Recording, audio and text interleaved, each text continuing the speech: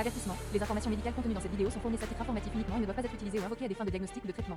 Ces informations ne créent aucune relation patient-médecin et ne doivent pas être utilisées comme substitut à un diagnostic et à un traitement professionnel. J'ai été diagnostiquée avec un cancer du sein. Le médecin qui me donne un médicament, ça me crée une atrophie au foie parce que ça me blesse le foie. Là, c'est écoute, le cancer mélangé avec les effets secondaires de médicaments mal conseillés. C'est tout ça qui se manifeste là, ça déboule. Et donc, en 2023, on m'a parlé de TechnoTutor. On m'avait déjà parlé de TechnoTutor 5 ans passés avant. Et moi, j'avais posé un paquet de questions parce que j'étais très analytique. Puis j'ai décidé de ne pas l'acheter. Qu'est-ce qu'il y a dans ma tête qui fait que mon corps, il décide d'être malade? J'ai eu une expérience où on m'a étouffée avec une oreiller. Disease is the incorrect programming of words into the flesh, where all that is life is not considered or realized. Creation Journey to Life, Bernard Pullman. Bonjour Stella. Rebonjour. Ça fait un moment qu'on Bonjour, Gaëtan. Ça fait un moment qu'on va déjà. Écoutez, je suis en train de jaser avec mon amie Stella. Puis j'ai dit non, ça c'est trop bon. Il faut qu'on enregistre. Parce que ce qu'on est en train de discuter là, c'est de l'or. C'est de l'or liquide qui est en train de couler. Et je pense que beaucoup de personnes ont besoin d'entendre ce type de message-là dans un monde où l'espoir est de plus en plus perdu. D'accord? Puis je ne suis pas très pro-espoir dans la vie, je suis plus pro-responsabilité. Mais comme le dit souvent ma femme, pour une personne qui a déjà perdu confiance en lui, la seule chose qui peut lui permettre de finalement arriver à la responsabilité, c'est l'espoir. Et je voudrais qu'on continue de jaser parce que ce que je suis en train de dire est vraiment bon. Stella, est-ce que tu peux comme te présenter? C'est la première fois que tu viens sur ma chaîne. Fait, on jase souvent ensemble dans d'autres cercles, mais on n'a jamais fait de vidéo ensemble enregistrée. Fait que les gens qui vont écouter la vidéo, là, s'ils doivent te connaître, là, qu'est-ce qu'ils doivent savoir? C'est qui Stella? Mon nom est Stella Martineau. Je suis une jeune dame de 51 ans et je travaille au gouvernement fédéral en informatique depuis 30 ans. J'ai 2 belles grandes filles de 24 et 26 ans. Je suis une amoureuse de la vie, une contemplatrice de la nature, une fan finie des voyages, plein de choses, plein de choses, plein de choses. Ouais, parlant de voyage, on était ensemble à Miami il y a à peine quelques mois. Exact. C'était cool, hein? C'était comment l'expérience de ton point de vue? Comment tu l'as vécu? Mon point de vue, je l'ai vécu, pour moi, ça a été vraiment un point de découverte. Puis, ça m'a permis de prendre contact avec des gens d'une communauté qui se trouve vraiment internationale, pour être capable de pouvoir bâtir des relations. Donc, ça a été aussi, il y a eu des orateurs qui sont vraiment exceptionnels sur scène, qui nous ont apporté des points super valides à faire réfléchir dans notre vie, comment on dirige notre vie, comment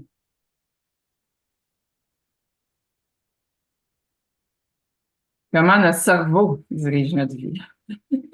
Oui, et là, on rentre un peu plus dans le sujet qui nous intéresse vraiment, qui la vie, le cerveau, le mental, le corps physique, tout ça, parce que Stella et moi, on est reliés par un certain processus spécifique que nous utilisons pour nous reprogrammer, d'accord? Donc, on a appris assez tôt qu'on peut se reprogrammer pour, entre autres, sortir la maladie du corps, être plus aligné avec nous-mêmes, avec qui nous sommes vraiment, avec notre être, euh, être plus conscient. Il y a plein d'avantages par rapport à cela. Et c'est ce processus-là qui nous relie. On est dans le même cercle à cause de ce processus-là. Puis d'ailleurs, Estelle, Stella, excuse-moi, je voudrais que tu me dises, toi, avant de découvrir ça, là,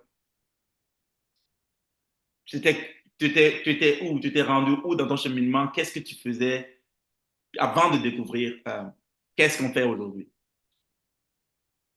Je dirais que j'ai eu une enfance avec des... Premièrement, mes parents se sont séparés. Mon père était quelqu'un qui buvait. ma mère a fait du mieux qu'elle a pu avec les ressources qu'elle avait, avec aussi les connaissances, l'éducation qu'elle a reçue.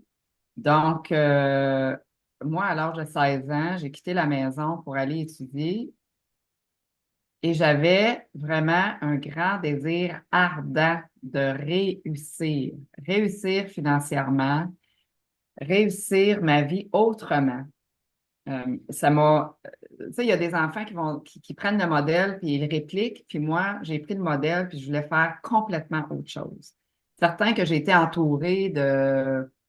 Tu sais, j'ai une bonne amie d'enfance qui, ses parents, eux, vivaient peut-être plus aisément. J'ai eu aussi certains oncles, des tantes, etc. Donc, moi, je m'étais dit, moi, c'est ce que je veux. Moi, je veux être plus à l'aise financièrement. Je veux réussir ma vie. Puis à ce moment-là, réussir sa vie, pour moi, c'est faire de l'argent. Là. Tu sais, comme plusieurs personnes. Penser que réussir sa vie, c'est faire de l'argent. Donc, je suis déménagée de la maison et à 17 ans, je me suis retrouvée tellement anxieuse, euh, peut-être une petite dépression. Tu sais, je regarde aujourd'hui, là, tu sais, un peu avec recul, tout ça, puis j'avais de la difficulté à avoir une joie de vivre. Puis pourtant, je suis quelqu'un qui l'a quand même facilement, tu sais. Puis j'ai une dame qui est venue qui est venue dans mon environnement. Puis cette dame-là, je me souviens, elle s'appelle Suzanne Trépanier, une dame en chaise roulante qui a eu un accident, je pense, à l'époque.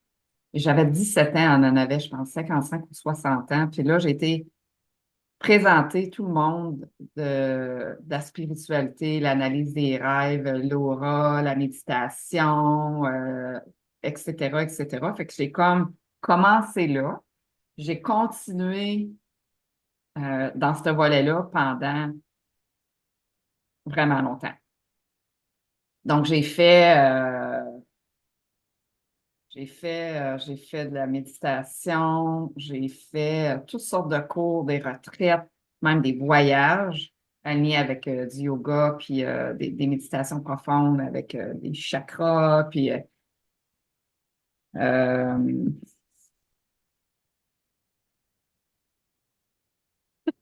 tellement. Tu sais. Ensuite, à 25 ans, j'ai eu ma première fille et j'étais à l'intérieur de moi bouleversée. J'ai eu des traumas quand j'étais jeune et j'avais tellement peur de répéter ces traumas-là à mes enfants. J'étais extrêmement consciente de ce que je pouvais leur transmettre ou lui transmettre à elle. Puis ça me rongeait à l'intérieur. Ça me rongeait à l'intérieur. Alors, on m'a apporté sur ma route un psychologue qui m'a fait faire de la régression consciente. J'en ai fait pendant 8 mois. Je venais d'accoucher, ça faisait pas tellement longtemps, 6 mois. Puis j'ai eu accès avec cette technique-là à des mémoires de jeunesse que j'avais enfouies, où certaines me laissaient des petites brides. Que je sais, j'avais déjà des petites brides de certains souvenirs, mais c'est venu vraiment ouvrir toute la canne au complet. Et l'objectif de cet exercice-là, c'est vraiment de venir faire monter l'émotion que je n'avais pas exprimée. Tu sais, le psychologue m'avait dit, j'avais 25 ans, il dit, tu as vraiment beaucoup de bagages pour une jeune fille de 25 ans. Donc, aucune idée, moi j'ai grandi avec ça, je le sais pas. Tu sais.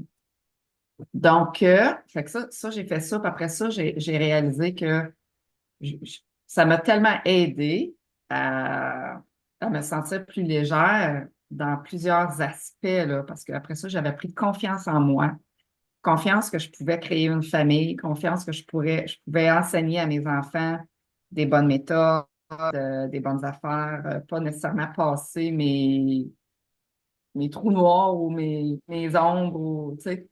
Donc, j'ai avancé avec ça, puis je me suis séparée du père des enfants parce que, tu sais, dans mes valeurs, à ce moment-là, j'ai bien vu que ça ne me rejoignait pas du tout. Mhm. Puis après ça, j'ai continué ma vie, j'ai continué à faire du yoga, puis des ci, puis des ça, puis Jusqu'à temps que je refrappe un autre mur, là. Tu sais, je refrappe un autre mur, là, je me dis, bon, qu'est-ce que j'ai comme méthode? Qu'est-ce que je peux faire? Tu sais. Donc, dans ce que tu me décris, tu avais quand même beaucoup d'outils dans ta sacoche que tu pouvais sortir en fonction des situations de la vie que tu rencontrais. Donc, tu as été quelqu'un qui s'est mis Oui, à travailler elle-même assez tôt avec différents outils de développement personnel, de spiritualité, exact, dans ce monde-là, exact, holistique et tout, dans cette approche-là. Et exact. là, tu me contais que OK, donc ça c'est avant. Maintenant, qu'est-ce qui a créé ta rencontre avec le système dans lequel tu es maintenant et qui est nouveau en fait? Qu'est-ce qui a créé ta rencontre avec ça? Ben, en 2016, j'ai été diagnostiquée avec un cancer du sein.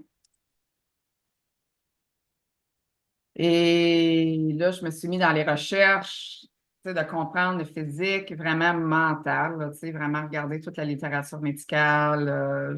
J'ai changé toute mon alimentation. J'ai fait un paquet de choses. J'ai choisi, pas la, j'ai choisi vraiment la route non allopathique qui était, j'ai juste fait une opération partielle, puis ensuite, fait tout naturellement. Et là, rémission, tout Tu as est dit une stable. opération partielle. Oui, ben dans le fond, tu sais, ils ont découvert une tumeur, ils enlèvent juste une partie. OK. Puis, c'est ça, là, on m'a dit, tu n'as pas des marges saines, on veut te faire l'ablation complète des deux seins, la chimio, la radio, on enlève, tu sais, deux niveaux de chaîne ganglionnaire. J'aurais eu un gros bras tout enflé tout le temps. Je vais visiter un médecin à Toronto, un autre médecin à Montréal. Mon conjoint à l'époque, là-dedans, me supporte à 3000%. Je fais mes recherches, je regarde. Chaque approche était différente. J'ai dit, voyons donc, j'ai dit, c'est pas standardisé, les protocoles, tu sais, tout ça. Fait que là, je me suis dit, mais je vais regarder ce qui se fait ailleurs. Et là, j'ai commencé à regarder ce qui se faisait aux États-Unis, ailleurs dans le monde, l'Allemagne, le Mexique, etc. Fait que j'ai commencé à faire beaucoup d'entrevues avec plein de cliniques médicales qui ont des approches métaboliques, immunitaires, comme totalement différentes. Et, euh, et là, j'ai fait des choses que tu sais, que j'avais trouvées à l'époque. Et ben là, tu sais, j'étais suivie, c'était stable, etc. Fait que je suis allée avec ça. Et en 2020, la fameuse pandémie, j'ai eu une récurrence qui s'est annoncée pas longtemps après, novembre. Novembre. Et là, honnêtement, je m'étais dit, j'avais vraiment pas le goût, parce que j'avais trouvé ça extrêmement difficile de faire face à ça. Puis, je m'étais dit que Donc, j'avais vraiment pas le goût. une récurrence, c'est la même maladie qui revient. Qui revient. OK. Oui, mais cette fois-ci, j'avais des marqueurs positifs, quelque chose que j'avais jamais eu. Alors, la maladie était vraiment plus active.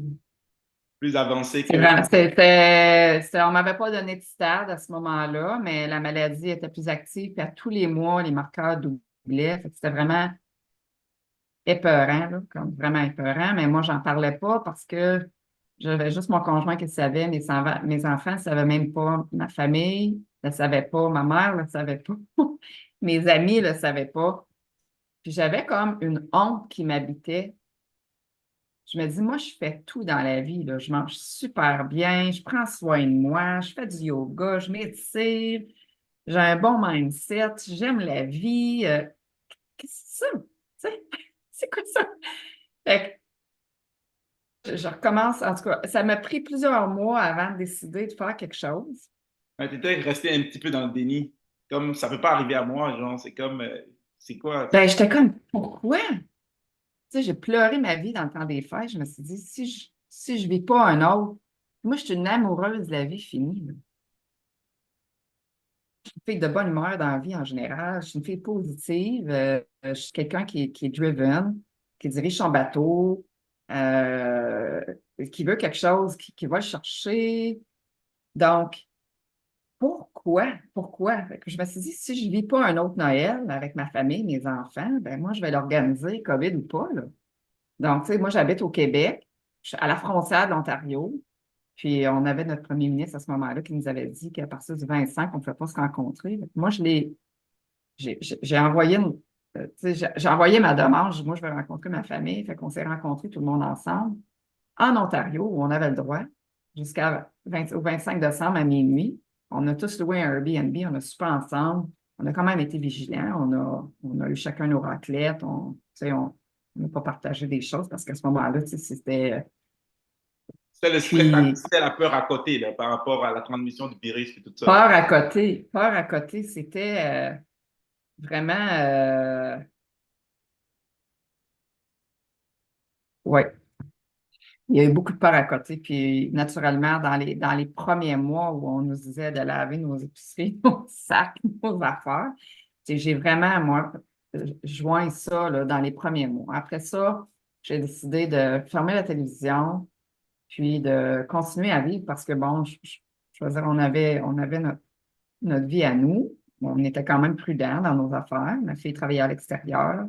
Elle travaillait dans un milieu hospitalier aussi. Fait qu'on faisait ce qu'il y avait à faire ou ce qui était demandé, mais on se cadrait autour de ça, je te dirais. Donc,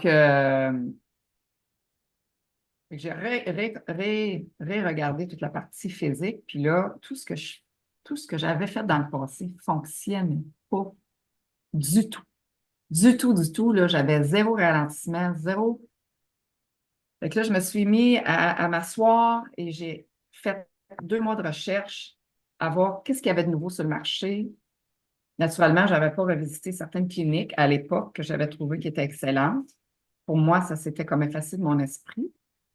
Puis, fait que j'ai revisité toutes les nouvelles approches physiques qui étaient en place. Donc, certaines qui étaient allopathiques avec la combinaison de médicaments, Care Oncology Clinic, qui se trouve être en Angleterre, il y en a aux États-Unis aussi. Là, fait la recherche, des contacts. Moi, là, je vais te dire, là, quand je cherche quelque chose, là, j'ai la capacité d'afficher ça à mon environnement. C'est incroyable. Vraiment incroyable. Je cherche quelque chose, ça se présente. Et là, je creuse le rabbit hole. Ça m'amène à autre chose. J'ai vraiment une forte, forte, forte capacité de pouvoir analyser de l'information. Mais tu sais, ça fait quand même 9 ans que je fais ça.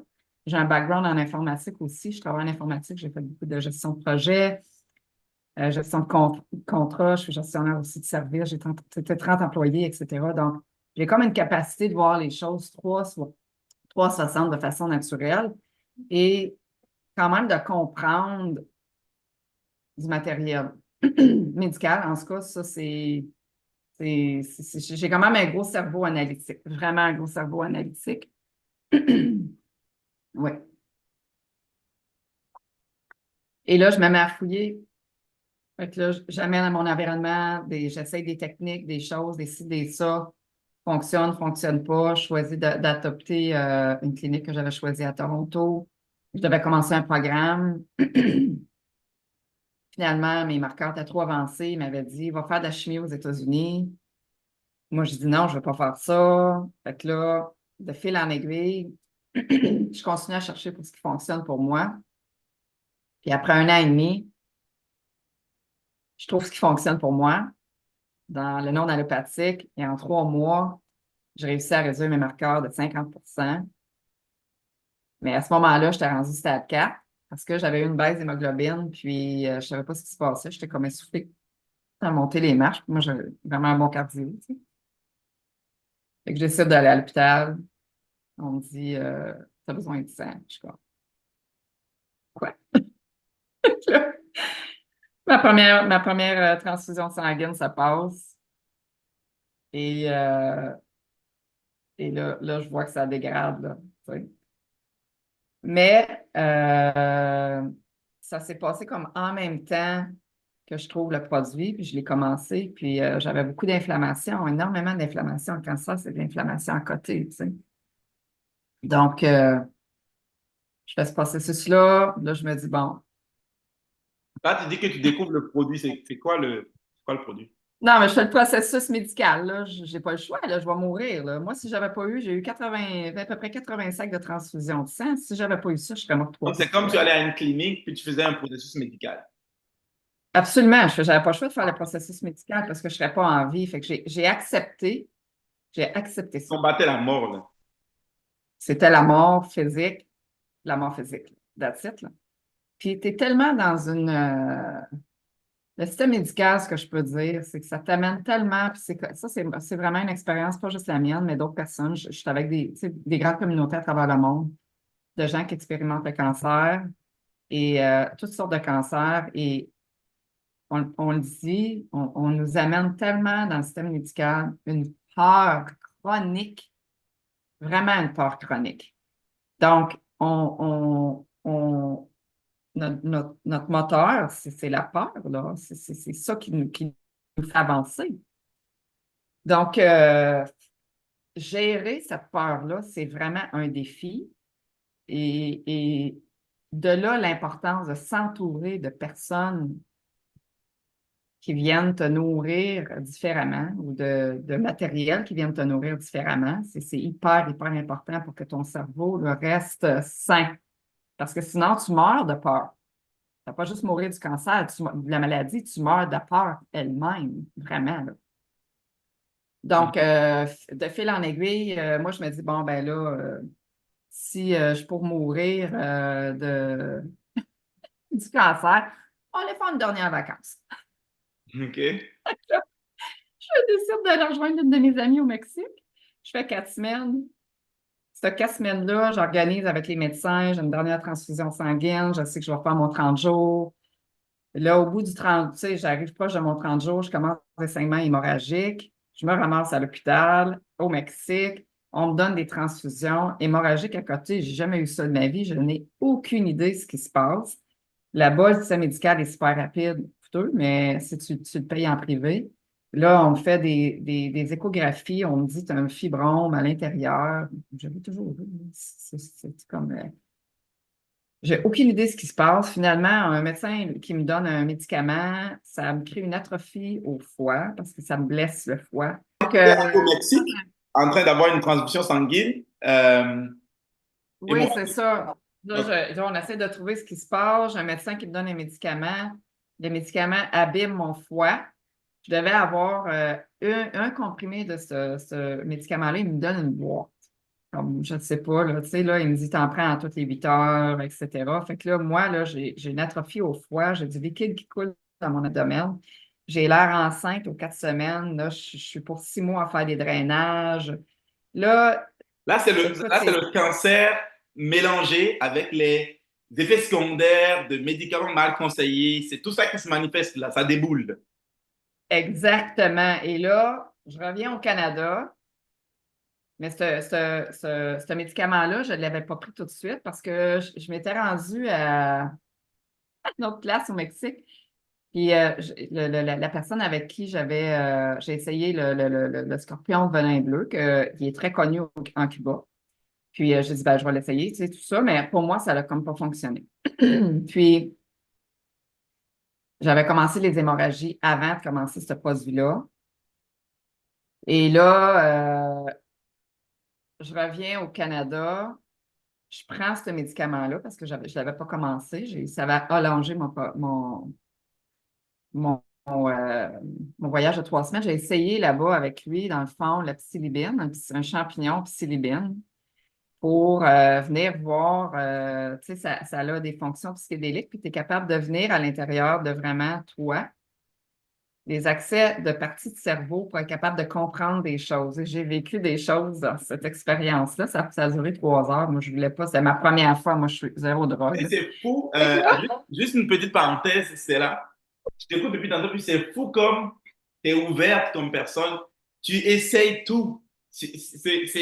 Tu vois, les gens, la plupart des gens vivent avec la peur constante de faire de mauvaises décisions, de faire de mauvais essais, de faire de mauvais choix. Ce qui va faire que quand ils sont dans un état de maladie, peu importe ce qui sort du cadre de pensée reconnu, conventionnel, peu importe ce qu'on leur propose à l'extérieur de cette boîte-là, non, non, non, non, non, non, je ne veux pas aggraver mon cas, je ne veux pas... Et ce type de peur-là les ralentit. Je vois que toi, tu as tout essayé.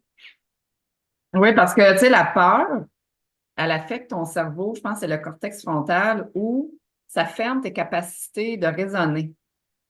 Ça, on l'a vu beaucoup dans la pandémie où il y avait beaucoup de peur et ça affecte la capacité d'avoir accès à ton cerveau qui raisonne. Donc, c'est pour ça que c'est super important de nourrir son cerveau de la bonne manière pour justement réouvrir ces capacités-là, là, d'être capable de voir puis d'apporter à son environnement des options, là, d'autres options. Donc, de fil en aiguille, je reviens au Canada, puis j'avais commencé ce médicament-là. J'en avais pris un, puis là, je continue à les prendre, etc. Et c'est rendu au Canada que là, je développe tout ce problème-là. Et là, je me ramasse à l'hôpital, on veut m'opérer pour arrêter les segments qui étaient exceptionnellement pas ordinaires, là. On appelle ça menorrhagia. Et là, finalement, on m'endort. Tu sais, je vais à l'hôpital, on fait une opération, on essaie de m'enlever l'utérus, tout ça, puis on voit que j'ai aussi du cancer au niveau du péritoine, des taches. Fait qu'on referme, puis on dit à mon ex-conjoint, 2 à 8 semaines, c'est 4 semaines, c'est fini, là, à vie. Attends. On t'a dit que ton espérance de vie rendue là est de 4 semaines. 2 à 4 semaines. 2 à 8 semaines. Ça, c'était 2 à 8 semaines. Ça, c'était en quelle année, ça? Ça, c'est en 2022. Fait qu'on est 2 ans plus tard. 2 ans et demi. OK, on continue. C'est ça. Donc, puis cette nouvelle-là, on ne me l'annonce pas à moi, là. On l'a dit à mon ancien conjoint. Puis personne ne me l'a dit à moi, là. Personne me parle de ça, là. Puis moi, je continue, puis je vous dire que ce médicament-là avait vraiment tout brûlé mon système digestif aussi. Donc, j'étais pas en bon état, vraiment pas de bon état. J'ai eu, tu sais, le mois qui a suivi, une perte de poids d'une vingtaine de livres. Là. J'avais l'air d'un petit chat mouillé. Pas en santé, tu sais. Fait que là, ça a été vraiment une course contre la montre pour. Puis tout le protocole que je m'étais mis en place qui fonctionnait parce que j'avais vraiment commencé à réduire au niveau de mes marqueurs, etc. Mais là, j'ai été obligée de tout arrêter parce que je ne peux plus prendre rien. Fait que là, je me suis, dans mon état, ressorti tous mes outils, remis en marche toutes mes recherches. Je suis une fille qui est en mode de recherche tout le temps. Donc, attends, Stella. Je viens de penser à quelque chose par rapport à. Je suis en train de remettre ensemble toutes les pièces, de mettre ensemble toutes les pièces que tu viens de me donner, puis je me rends compte de quelque chose. Ton cancer de le deuxième cancer, là, quand on a voulu faire l'opération, on a découvert, c'est le cancer de quoi? le péritoine, j'avais des taches au niveau de l'abdomen à l'intérieur. Qui est le résultat de l'atrophie? D'une progression. Ah, OK, c'est toujours la progression du cancer de sein. Oui, c'est ça. OK, Parce que là, j'en avais dans la moelle épinière, j'en avais dans les os ici. OK. Un peu. Mais j'ai jamais eu de douleur ou quoi que ce soit, là, tu sais. Donc, c'est ça. Donc, fait que je recommence. Moi, mon but, là, c'est vraiment d'aller mieux. Mon but, c'est juste d'aller mieux. Donc, j'ai comme une quarantaine de personnes qui sont autour de moi. J'ai été extrêmement choyée. Je fais partie d'une communauté d'entraide financière. Puis, j'ai développé des amitiés exceptionnelles. J'ai des gens aussi de mes autres groupes d'amis qui sont venus parce qu'à ce moment-là, je vivais aussi une séparation, une vente de maison, un déménagement et l'achat d'une nouvelle maison que j'avais fait avant de partir au Mexique qui était en pleine rénovation. C'est ce qui se passe. Donc, si tu veux des motivateurs, il y en a suffisamment, là, tu sais, là. Puis, donc, fallait que j'avance. Donc, je commence à mettre en place des processus pour venir guérir tout mon système digestif, etc. Puis c'est des choses qui sont accessibles à tout le monde, qui ne coûtent pas cher, qu'on peut faire tout le monde. Fait qu'en dedans de 1 mois, j'avais déjà guéri mon système digestif. J'avais recommencé à manger parce que là, je mangeais comme du poulet et du riz blanc. Je n'étais plus capable de manger rien. Puis, j'avais recommencé à manger de plus en plus, etc. Puis ma santé, elle a commencé à s'améliorer tranquillement. Et là, j'ai une personne qui m'approche dans la communauté. Juste avant ça. J'avais déménagé, je restais temporairement dans la belle roulotte 30 pieds à mon frère. C'est lui qui gérait mon projet de construction. J'étais assis, puis avec mon ami, la fille. Puis là, je dis, regarde, je sais plus quoi faire. Je sais plus quoi faire. Ça marche pas, là. Il n'y a plus rien qui marche comme tout ce que je fais, là. Oui, je suis en train de guérir mon système digestif, les affaires, mais il n'y a plus rien qui marche. Puis moi, là, je suis pas prête à mourir. Je pensais que j'étais prête à mourir. Quand je m'étais dit, si je peux. Tu sais, dans notre tête, comment on. Quand je l'ai su en 2020, je me suis dit, bon, ben, si je peux mourir, je vais. J'avais déjà acheté les petits trucs pour mes enfants avec les petits colliers pour mettre les sounds. Je préparais, là, j'avais commencé mon PowerPoint avec mes photos, puis les choses que je voulais dire, etc. Là, je voyais ma mort, là.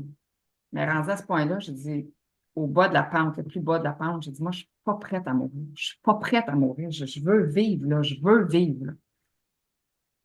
Fait que j'ai vraiment fait un choix conscient de choisir de vivre parce que j'aurais pu vraiment me laisser aller et dire bye bye. J'ai vraiment fait un choix conscient de vivre. Et quelques jours après, une solution s'est présentée à moi. Je l'ai dit avec énormément d'amour. Et le pouvoir du cerveau est tellement puissant, tellement, tellement puissant. Donc, une fille de la communauté, justement, ça peut faire tout, m'appelle. Elle me dit, Stella, j'ai fait de la recherche pour ma mère qui a déjà un cancer de 10 ans, etc., etc. Puis là, elle est sur des aromatase inhibitors. Je ne sais pas c'est quoi le terme français. Je lis toute ma littérature en anglais. Donc, elle me dit, si tu veux, on vient de la commenter. Ça coûte 32 000. On la reçoit, je viens de la débarquer chez toi, tu la prends. Je dis, envoie-moi les vidéos, donne-moi les formations. Je dis, je l'achète. Je l'achète. Fait que cette technologie Tesla, là, travaille toute ta mitochondrie, ton inflammation, et ça m'a littéralement sauvé la vie. Ça m'a littéralement sauvé la vie physique d'une mort certaine. Vraiment Attends, d'une mort certaine. j'ai envie de faire un petit point ici, là. D'accord? Un petit point ici étant, toute ta vie, depuis tes 17 ans, tu as découvert le monde, tes soins alternatifs, Oui, recalibrage du mental, reprogrammation du subconscient, euh, l'analyse des rêves, tout ce qui va dans le sens de ce qu'on appelle light working, donc les travaux de lumière. Donc, tu as découvert ça depuis l'âge de 17 ans. Puis, tu as toujours travaillé avec ces choses-là. Et tous les outils que tu avais dans ta sacoche, à chaque fois que tu rencontrais des défis dans ta vie, tu les utilisais. oui, Jusqu'à ce que tu arrives en 2016 où tu découvres que tu as un cancer de sein qui mhm. doublait à chaque mois en termes de cellules cancérigènes, ça doublait à chaque mois, si j'ai bien suivi, là. Ben, en 2016, c'était ma première expérience, puis en 2020, c'était une récurrence. C'est là que les marqueurs doublaient à chaque mois. Ah, ok, d'accord, ok. Ok. Donc, et en Fait que ça faisait 2 fois. 2016, deux fois. Chaque Donc, fois. en 2016, tu ressors tes outils que tu as utilisés, tu fais d'autres recherches, tu découvres d'autres outils. Tu as utilisé quand même la méthode conventionnelle aussi pour enlever comme une partie de la tumeur et tu as utilisé des approches alternatives de santé pour pouvoir entre guillemets, guérir en fait parce que ça a disparu et pendant 4 ans, tu n'as pas eu affaire avec ça avant que du temps de la COVID en 2020 que tu redécouvres que tu as une récurrence et cette fois-ci, tout ce que tu avais utilisé entre-temps ne fonctionne plus. Et Exact. là, tu dis, bah, si je suis pour mourir, ben, m'a fait un dernier voyage. D'abord, le confinement et tout ça, pas le droit de voir nos familles à Noël. Toi, tu es à Gatineau, tu décides de te rendre en Ontario pour pouvoir faire Noël avec ta famille et tout, un chalet, vous faites attention, vous vous rencontrez. Et ça, déjà, je veux mentionner que c'est quelque chose que la plupart des gens, pensez au nombre de personnes qui, dans la période de la COVID, avaient tellement peur de la COVID, mais qui avaient aussi un problème de santé comme c'était là, comme le cancer, qui disent, oh, en santé fragile, moi, je dois voir personne, je dois rester dans l'isolation parce que ça risque d'encore accélérer les choses et s'empêcher de vivre, augmenter le stress. Et peut-être que c'est même ça qui t'aurait encore tué plus tôt. Mais toi, non. Tu as dit non, moi, j'aime ça vivre. Je vais croquer la vie en pleine temps tant que je suis encore là. Tu fais ça, vous faites au chalet et tout. Après, tu continues de te battre contre le cancer. Tu te dis, ben, si je suis vraiment pour mourir, là, je m'en vais faire un dernier voyage. Je t'en vais au Mexique. Arrivé au Mexique, tu essaies d'autres choses alternatives. Le scorpion au venin bleu. Les champignons. Tu essaies d'autres choses. Ça ne fonctionne pas. Tu reviens. Tu te fais presque même là-bas un médicament qui va empirer les choses en te créant comme une inflammation du foie qui va dégénérer. Après, tu vois que ton cancer évolue et tout, et ça passe dans d'autres endroits de ton corps que ça n'était pas. Et tu as des transfusions sanguines, tu as de l'hémorragie interne, tu as toutes ces affaires de santé-là, ton brûlure de ton système digestif, tu es en piteux état. Puis, aucun de tes outils qui t'ont aidé depuis toute ta vie, ils ne fonctionnent pas. Et là, tu lances un peu comme un appel à l'univers, comme tu te dis, je ne suis pas prête à mourir. Je pensais que je l'étais, je ne suis pas prête. Je ne veux pas mourir. Et entre-temps, l'hôpital avait dit qu'il te restait 8 semaines. Maximum. Maximum 8 semaines. Et tu t'es battu, tu as même dépassé ce délai-là. Pour toi, c'est comme, c'est fini. Et là, selon ce que j'ai compris, une amie à toi, qui fait partie de la communauté Self-Perfected, te dit que sa mère a déjà fait un cancer, qu'elle est en train de faire des recherches pour sa mère et qu'elle est tombée sur une technologie qui peut aider. Oui. J'ai envie que tu continues à partir de là. Fait que la technologie, c'est une technologie Tesla. Et puis, elle travaille toute la mitochondrie, l'énergie cellulaire, l'inflammation, etc. Puis, écoute, tous les jours, je sentais des micro-changements. Je l'utilisais 8 heures par jour, là. Donc, à partir de là, ma santé, elle a commencé à aller mieux. Et quelques mois, là, je l'ai au mois d'août, à partir du mois d'octobre, j'avais plus besoin de transfusion sanguine. Alors, mes plaquettes, mon hémoglobine a commencé à se soutenir. Après ça, mes plaquettes ont commencé à se soutenir, à se maintenir. Je n'ai jamais eu besoin de transfusion sanguine après, puis mes chiffres ont toujours été normaux. Et là, moi, c'est ça, j'ai continué, mais j'ai repris mon protocole naturel, etc. Fait en dedans d'un an, j'ai récupéré, je te dirais, à 50% avec tout ce que j'ai mis en place par moi-même du cancer, parce que j'avais des réductions très marquées. Des marqueurs, la stabilité aussi au niveau des CT scans, etc. Et donc, en 2023, on m'a parlé de TechnoTutor. On m'avait déjà parlé de TechnoTutor 5 ans passés avant. Et moi, j'avais posé un paquet de questions parce que j'étais très analytique. Puis j'ai décidé de ne pas l'acheter. Mais là, en 2023, on me reparle de TechnoTutor. Là, je me dis, c'est beau le physique, là, mais qu'est-ce qu'il y a dans ma tête qui fait que mon corps, il décide d'être malade? C'est ça, c'est un peu comme la question, qu'est-ce qui... Ça, ce corps physique-là, il est là, il fonctionne, mais qu'est-ce qui se passe dedans qui est la source qui continue de créer continuellement la maladie? Oui, parce que, honnêtement, je vais te le dire, là, moi, là, je suis une go-getter, je fais tout. Fait que j'avais eu tellement des bons résultats physiquement, tu sais, après un an, puis je me suis dit, OK, je vais là réouvrir l'aspect programmation au niveau du cerveau parce que, tu sais, j'ai fait la biologie totale, je sais que malaise, maladie, le corps exprime quelque chose qui, c'est une expression de quelque chose. Donc, C'est juste que j'étais tellement malade physiquement, je ne pouvais pas regarder ça tout de suite. Donc, j'ai vraiment pris soin du corps physique. Et là, j'ai dit, OK, je suis prête à regarder Ce que tu la dis, c'est partie. genre la maladie, c'est un résultat.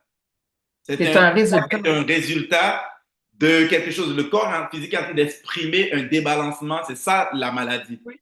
Donc, C'est un toi, tu symptôme. voulais aller rechercher ces débalancements-là et à quel niveau? Un symptôme. Dans le fond, le corps affiche un symptôme. Puis moi, je l'ai, tu sais, la première fois que je l'ai eu, j'ai fait toute la partie physique, mais j'avais aussi commencé des soins énergétiques, du travail énergétique, un regard de soi, à l'intérieur encore. J'avais aussi fait tout le cours en biologie totale pour venir réouvrir cette compréhension-là de comment les émotions impactent notre corps physique et que ça génère des malaises, des maladies. C'est pas obligé d'être un cancer, là. Ça peut être de l'arthrite, ça peut être, tu sais, des douleurs, peu importe, là. Fait que j'étais très au fait de ça. Très au fait de ça. Donc, je me suis dit, OK, on me parle de technotuteur encore, ça revient dans mon environnement. Je dis, je vais l'acheter, puis je vais donner une chance à ça. Qu'est-ce que je comprends pas? Qu'est-ce que je vois pas? Qu'est-ce que je vois pas? Je ne vois pas, puis il y a 5 ans, ça vient dans mon environnement, on m'en parle, je pose des questions, je ne comprends pas trop c'est quoi, je dis non à ça, je traverse tout, qu'est-ce que je traverse? Et, by the way, est-ce que c'est la même personne qui t'avait parlé de la technologie que tu as utilisée? Tu avais dit technologie Tesla, ce que tu as utilisé par rapport à la santé physique. Oui, c'est une Est-ce que technique. c'était la même personne qui te parle de TechnoTutor cette fois-ci encore? Non. Non, OK. Donc, non. une autre personne vient encore dans ton environnement pour te parler de techno-tuteur. Puis cette personne, il te disait que ça allait te faire quoi? Ben, comment on me l'a approché, c'est que, dans le fond, j'ai genre, ça, c'était des concepts que je connaissais déjà, mais ça a été réexpliqué de 0 à 7 ans. J'ai acquéri un certain vocabulaire, des programmations, des choses, comment que j'ai enregistré dans le corps physique avec mon cerveau, mon mental, des expériences, des émotions, etc., que ça me définit.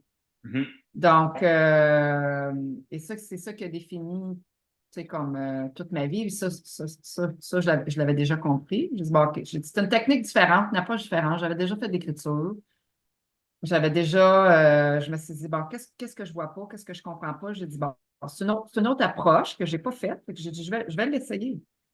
Donc, je vais m'ouvrir à ça. Puis ce qu'on m'avait expliqué aussi, c'est qu'on a quand même, de 0 à 7 ans, on a nos deux cerveaux sont balancés. Notre capacité naturelle d'apprendre est très ouverte. Après ça, ça se ferme.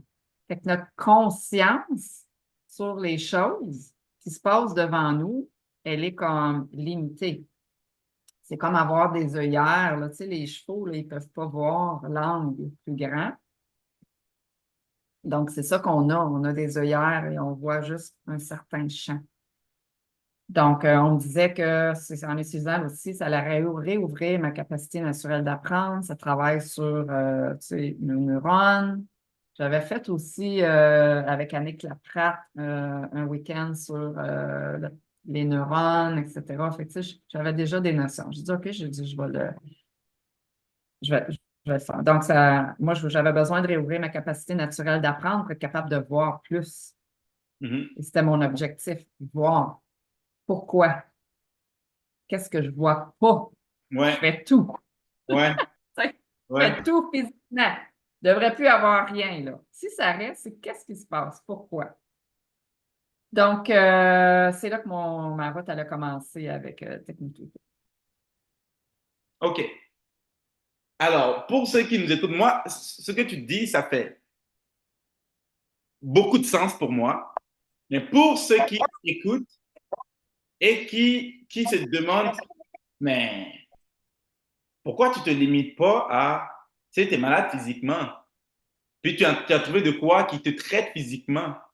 Je veux juste rappeler que tu as été malade physiquement en 2016, puis tu as fait le physique. puis tout va bien. Puis pourtant, il y a une récurrence. Donc, Exact. ma question, c'est pourquoi est-ce que tu t'es pas, cette fois-ci encore, dit, j'ai trouvé quelque chose qui, regarde, je suis au stade 4, puis j'ai pu voir une régression jusqu'à maintenant. Tu sais, pourquoi est-ce que tu t'es pas dit, OK, on se limite à ça? Ben, dans le fond, avec mon expérience, j'ai commencé par les listes de base, tu sais, à faire les listes, etc. Puis déjà là, juste à faire ça, je voyais déjà mon attention, ma concentration était beaucoup plus soutenue, juste en faisant ça, là. Beaucoup plus soutenue. Ma capacité d'analyser, de comprendre les choses était augmentée. Puis, tout ce que j'essayais de faire dans ma journée, c'était beaucoup plus vite, plus organisé. Tu sais, on parle beaucoup de fatigue mentale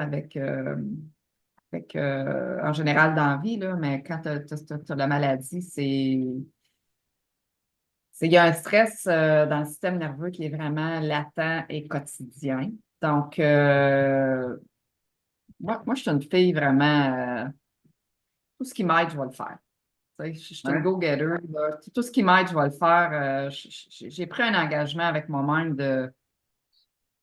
d'aller au fond des choses et de trouver tous les points qui pouvaient générer euh, des absences ou des mauvais fonctionnements. Mhm. Donc, c'est un engagement que j'ai pris avec moi-même, puis ça, c'est vraiment personnel. Ouais. Et si je relie tout ça à mes capacités énergétiques que j'ai, Mhm. euh, toute la partie ésotérique que j'ai faite longtemps, dans le fond, je pourrais dire que l'analyse que j'en ai fait ou l'expérience, parce que j'ai vraiment fait l'expérience là, depuis un an avec et les choses que j'expérimente dans ma conscience ou ce qui s'ouvre, de Mhm. voir vraiment, c'est mon cerveau qui me ramène des souvenirs et qui est capable de recouper pourquoi, de réaliser pourquoi 40 ans ou 50 ans plus tard, ce que j'ai traîné toute ma vie a généré de la maladie ou a généré un cancer ou a généré, etc., là. Ouais. Donc, oui, pour moi, c'est au niveau du corps physique, la maladie, mais c'est tellement pertinent pour d'autres choses. Pourquoi tu te génères des dépendances? Pourquoi tu te génères des relations malsaines? Pourquoi tu te génères une pauvreté extrême? Pourquoi tu te génères une imitation ou une image personnelle déficiente? Tu sais, c'est Ah, tout ce qu'on a appris à 0,7 ans. là, Tu sais. tu vois, la plupart des gens ne voient pas que tout ça fait partie d'un même but. Les gens ne Absolument. voient pas que la maladie physique ou le manque d'argent ou l'instabilité émotionnelle ou une relation, un relationnel pourri ou tout qu'est-ce qui peut être élément de stress fait partie d'un même bulle. Et les gens ne voient pas nécessairement. Et tu as mentionné quelque chose plus tôt que j'ai trouvé super intéressant. Tu as dit que la personne qui t'a approché par rapport à TechnoTutor te parlait de 0 à 7 ans et te parlait du fait que tout le vocabulaire que tu as construit, que tu as downloadé à l'intérieur de toi de 0 à 7 ans, a fabriqué la personne que tu es devenue. Ils ont Et une image de moi-même, exact. exactement, ça t'a quelque peu programmé. Et j'ai envie d'expandre un peu là-dessus. J'ai envie d'expandre un peu là-dessus pour dire que, en plus, toi, tu as fait l'informatique. Donc, ça va encore plus te parler encore, quoique tu le sais déjà. Quand tu prends un ordinateur qui n'a pas encore de système d'exploitation, rien n'est installé dessus, c'est juste l'ordinateur physique qui arrive, mais c'est ça un bébé nouveau-né. Euh, Pur. un bébé nouveau-né, là, c'est un ordinateur, il n'y a rien qui est installé dessus, il est vide. Il est vide, vide, vide, vide, vide. Les seules choses qui sont installées dessus, ben, c'est plus à l'intérieur de l'ordinateur le physique de l'ordinateur. Donc, par exemple, si ton ordinateur est un Apple, mais ça va avoir la shape de Apple, ça va avoir le physique de Apple, mais quand Apple n'avait pas encore installé le système d'exploitation iOS dessus, ben c'est juste la shape de Apple. C'est pour ça que l'enfant, il naît, il a le nez de son père, il a les yeux de sa mère, il a ces choses-là, c'est la shape, c'est le physique. Mais rien n'est encore programmé dedans. C'est sûr qu'il y a des gens qui vont argumenter pour dire, mais il y a des traumas qui traversent des générations, il y a des circuits neuronaux qui arrivent déjà. Oui, je suis d'accord, mais prenez juste le principe que quand l'enfant il naît, il n'y a pas encore aucune éducation, aucune information de l'environnement qui soit déjà downloadée dedans. Et pendant les 7 premières années de la vie de l'enfant, ben, toute la personnalité qu'il va devenir, toute son image de lui-même, toute sa stabilité émotionnelle, tout va se former à l'intérieur de lui et sera comme le système d'exploitation qui va diriger ce corps physique-là durant les 90 ans peut-être de vie qui va passer sur Terre. Et ce bout d'information-là, ce système d'exploitation-là qui est installé par la stabilité émotionnelle des parents autour de lui, les mots qui sont prononcés dans son environnement, les images qu'il voit, sa vision de la vie. Si tu es né dans une famille chrétienne, ça se peut que toute ta vision de la vie soit fondamentalement influencée par la foi chrétienne. Et si tu es né dans une famille musulmane, la même affaire, fondamentalement influencée par la foi musulmane. Mais ça va encore plus en profondeur sur des événements spécifiques, de mini-traumas qui arrivent ici et là et qui forment les circuits neuronaux qui dirigent tes réflexes au niveau inconscient. Et ces réflexes au niveau inconscient-là peuvent faire germer des maladies dans le corps physique, peuvent faire germer des décisions qui vont conduire à une relationnelle pauvre, peuvent faire germer des façons d'interpréter la réalité qui fait que peut-être que ta relationnelle, quand tu vas en public, quand tu parles, on ne te comprend pas ou bien que tu ne comprends pas ton environnement, ce qui crée des relationnels pas assez solides. Il y a tout ça qui vient de cette fenêtre de 0 à 7 ans. Et un dernier point que je... Oui, parce qu'on est aussi, on expérimente des émotions puis des expériences et on les enregistre d'une certaine manière qui forge comment on va les approcher la prochaine fois. Exactement. Et c'est pour ça qu'on dit que toute croyance est un peu comme basée sur un genre de trauma. Toute croyance que tu as germe à partir d'un événement physique que tu as expérimenté, qui a créé une expérience à l'intérieur de toi que tu n'as pas nécessairement questionné, mais qui devient pour toi un fait à travers lequel tu interprètes le monde et tu te dis, tu ne peux pas comprendre ce que j'ai vécu. Tu ne peux pas comprendre qu'est-ce que j'ai expérimenté. Tu ne peux pas comprendre pourquoi est-ce que j'ai réagi comme ça. Je suis comme ça. La vie m'a fait comme ça. La vie m'a forgé comme ça. Mais c'est toutes ces informations-là qui créent soit la maladie, ou soit la sainteté d'esprit, soit la sainteté de corps, soit toutes ces affaires-là. Je trouve vraiment intéressant ce que tu es en train d'expliquer là. Puis, un dernier point que je veux faire, c'est quand tu as un ordinateur, j'aime bien qu'on parle d'ordinateur parce que tu as fait l'informatique. Moi aussi, d'ailleurs, j'ai fait l'informatique, j'ai étudié là-dedans. Si tu ouvres des programmes n'importe comment dans ton ordinateur, ça se peut que ton ordinateur chauffe. Il n'y a pas assez de mémoire pour être capable de rouler ces trucs. Exactement. Tu ouvres les programmes. Si tu prends un ordinateur puis tu installes des programmes dedans qui dépassent sa capacité ou qui ne se concordent pas assez avec la façon dont c'est conçu pour fonctionner et que tu forces ces programmes-là là-dedans, ça se peut que, à force de rouler ces programmes-là, ton ordinateur chauffe. Et à force que ton ordinateur chauffe, ça peut même aller jusqu'à exploser. Ben oui, c'est clair. Et ça, c'est la maladie dans le corps physique. Parce que ces programmes-là, la façon dont ça a été installé à l'intérieur de nous, ne concorde pas vraiment avec la façon dont nous sommes censés fonctionner. Et à force de rouler ces programmes-là, le corps physique dit, mais ça ne marche pas. Et commence par essayer de te faire passer un message.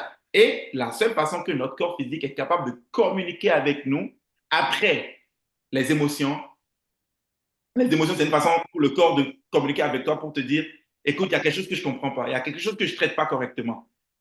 Et tu ne comprends pas. Là, il va à un stade plus loin. Et avec le temps, il développe la maladie pour dire à l'aide, occupe-toi de moi, regarde-moi. Et nous allons seulement aller traiter les choses au niveau physique et nous n'allons pas aller regarder ben, c'est quoi le programme qui est là et qui est en train de créer ça. Et c'est ça que toi, tu as dit, je veux regarder c'est quoi. Oui, parce que le corps, avec les années, en accumulant les traumas et les choses, devient moins flexible, hein. Il est moins élastique, alors il accumule, puis plus il accumule, il est plus pris, là. Tu sais, il y a moins de flexibilité de bouger, pas comme quand tu as 2 ans, puis je sais pas, moi, tu vis la première claque de ton ami, là, tu sais, par accident, puis tu es saisi, puis tu sais pas, mais à force d'en avoir là, toute ta vie, là, ta joue à chauffe, là. Tu n'en veux plus, là, tu crains, là. Tu sais, c'est comme le phénomène de la grenouille dans l'eau chaude, là, tu sais, là.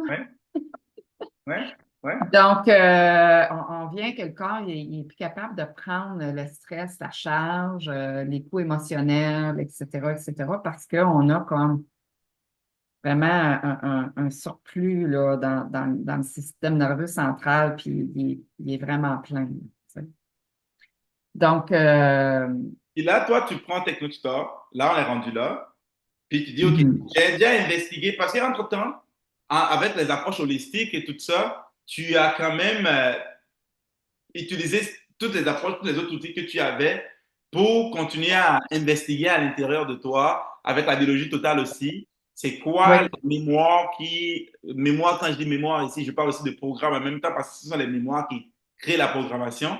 Donc, tu c'est dis, ça. c'est quoi les mémoires qui ont créé la programmation, qui sont en train de créer la maladie? Tu es déjà en train d'investiguer ça au niveau holistique. Ma question ici, c'est quoi la différence entre faire juste ça, enquêter sur ces choses-là juste, avec les approches, les outils que tu avais, versus le faire avec Technotutor? Après l'avoir fait pendant à peu près 1 an, je pense que ça fait 1 an maintenant que tu fais Technotutor, 1 an et demi, oui. 1 an et demi, c'est quoi tu penses être les différences dans ces deux approches pour enquêter au niveau euh, à l'intérieur de toi, au niveau programmation, qu'est-ce qui crée la maladie à l'intérieur de moi?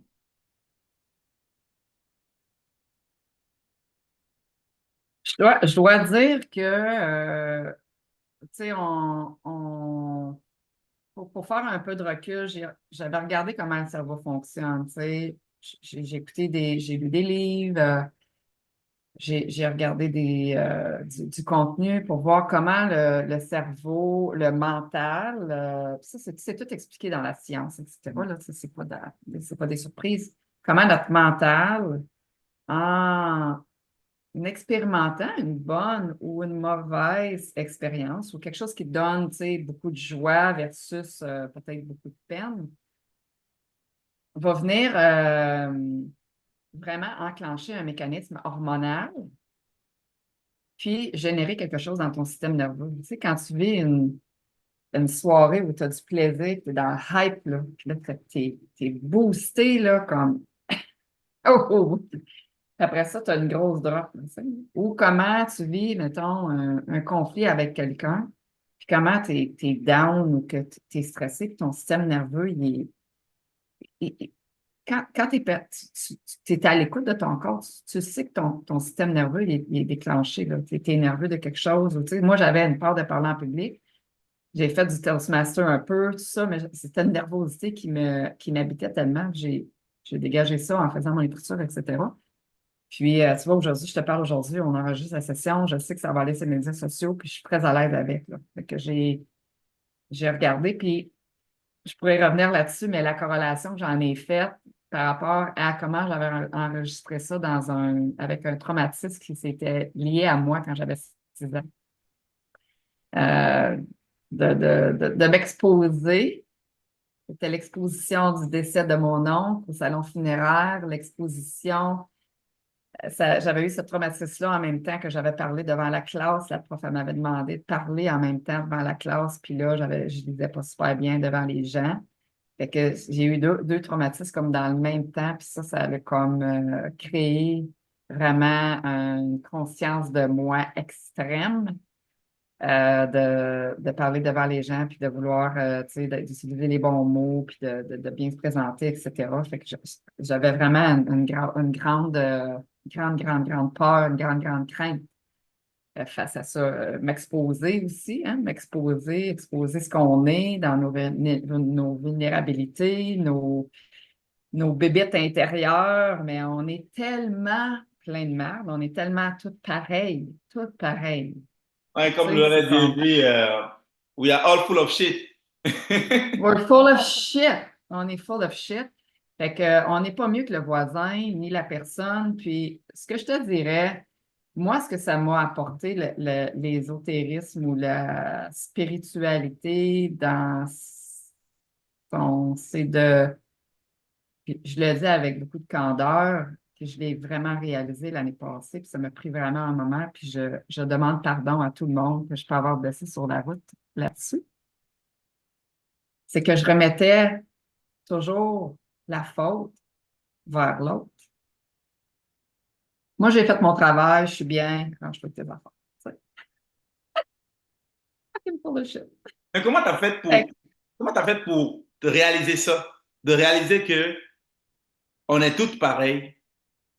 Qu'est-ce qui, parce que, regarde, la question que je voudrais, parce qu'il y a beaucoup de personnes aujourd'hui, OK, qui font le cheminement de pardon de soi, la méditation, la respiration pleine conscience, les approches holistiques, la programmation neurolinguistique, tout qu'est-ce qu'on peut aller chercher comme reprogrammation, fouiller dans l'inconscient, fouiller dans le subconscient. Il y a plein de personnes qui sont en train de faire ça aujourd'hui, OK? Je veux savoir, une personne qui fait déjà ça, est-ce que cette personne, y a-t-il besoin d'utiliser Technotutor? Il fait déjà tout ça. Ça ne t'amène pas à avoir ta responsabilité dans les choses. Comment? Au contraire, moi, ça ne t'amène pas à avoir ta responsabilité dans les choses. Ça ne te permet pas. OK, attends. Tu es en train de dire que toutes ces approches-là ne te permettent pas de voir ta responsabilité dans les choses. Non, du tout. Parce que si oui, là, ben, j'aurais vu ma responsabilité dans les choses bien avant ça. Peut-être un petit peu à certains égards des choses, mais c'est comme si la société enseigne, occupe-toi de toi, puis le prochain va faire ses trucs, puis toi, tu n'es pas responsable de ce que tu amènes dans ton environnement. Si tu es attiré ça, tu sais, c'est juste, il y en a beaucoup de même, puis c'est comme ça, là. C'est comme de la bullshit, Regarde, là. ce que tu dis là, c'est tellement bon que que je ne sais même pas si les gens vont réaliser la puissance de ce que tu es en train de dire. Voilà une dame qui a fait de l'approche holistique, spirituelle, light working, différente. Tu as fait tellement de choses, tu as fait tellement de choses que respect. Pendant, tu m'as dit que tu as 51 ans, tu as commencé à 17 ans, donc pendant plus de 30 ans, d'accord? Vaguement 34 ans, que tu as fait tout ça, et tu dis que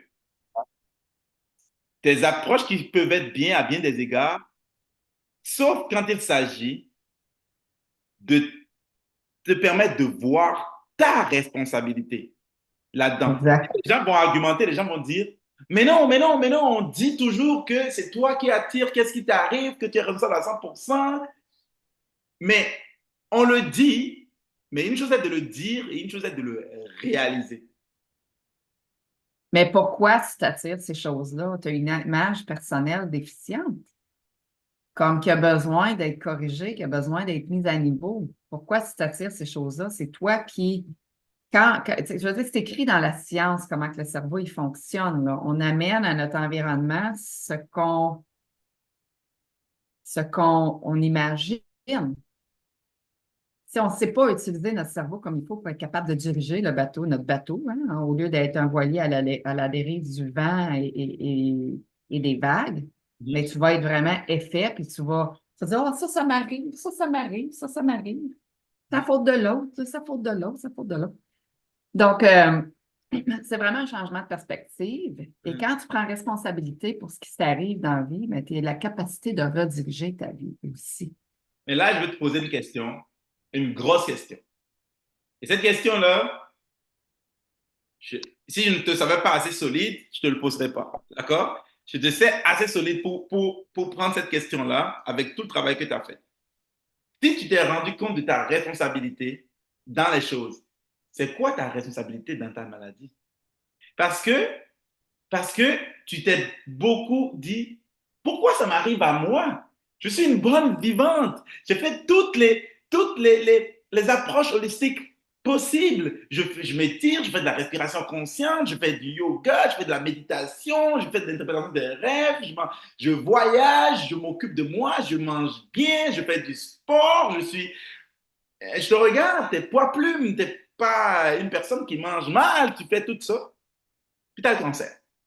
Puis tu pourrais blâmer pour dire, oh, c'est toute la mâte qu'ils mettent dans nos nourritures et tout ça, mais tu fais quand même attention, tu manges bio, tu fais vraiment tout ce que la société aujourd'hui conseille de faire pour rester en Oui. santé. Ce qui a Ça, fait je fais ça depuis 9 ans. 9 ans, oui. Donc, j'ai zéro raison d'avoir le cancer. le cancer, Maintenant, d'avoir eu des cancers. Tu sais, non, j'ai pas de raison d'avoir le cancer. Donc, disons que ça a été progressif, mon cheminement depuis l'année passée. J'ai tranquille- tranquillement, j'ai commencé à avoir une plus grande conscience de choses. Parce que nos pensées qu'on génère, on a beaucoup de langage intérieur. J'ai toujours senti que j'en avais pas nécessairement tant que ça, d'un langage intérieur négatif qui est quand même, au fil des années, tu sais, il y a des choses qui m'ont permis de progresser à ce niveau-là. Mais quand on se regarde vraiment, on en a quand même. Tu sais, c'est que ce soit la petite réaction de dire, ah, elle est donc bien mince, tu sais, moi j'ai des hanches, tu sais, j'aime pas ça. Tu sais, c'est comme, tu es conscient de ton image en parenthèse, personnelle. rapidement, en Afrique, d'où est-ce que je viens, les hanches, c'est ce qu'il y a de plus beau sur une femme dans la mentalité Oui, africaine. Tu comprends? c'est ça. Ça vient avec comment on a grandi, ça vient avec Ouais. aussi qu'est-ce qu'on a entendu comme message. Je vais revenir à ta question. Qu'est-ce qu'on a entendu comme message quand on était jeune, tu sais, les chaînes de société ou, tu sais, ici, dans l'Amérique du Nord, où les mannequins, c'est filiforme, fanforme, c'est même pas un corps pour porter un enfant, tu sais. Donc, l'image qu'on a, tu sais, quand on dit qu'on enregistre ce qu'on voit, les images, autant l'influence des chansons, des paroles qu'on enregistrait quand on était jeune, les images qu'on a vues, que ce soit à la télévision, les films, qu'est-ce qu'on a vu de nos parents, de notre entourage, de nos amis à l'école, comment on a été soit tu sais, traités, acceptés, rejetés, et que le dernier d'être choisi d'un club de sport parce que tu n'as pas la capacité, tu n'as pas l'aptitude de lancer la balle, de courir assez vite. Fait que, tu sais, la vie, la société nous enseigne que si on n'a pas les aptitudes, on n'est pas parfait, puis on n'affiche pas X, Y, Z, bien, il y a une conséquence. C'est le même à l'école aussi, il y a une conséquence. On est élevé, tu ne lis pas comme il faut, tu as une conséquence.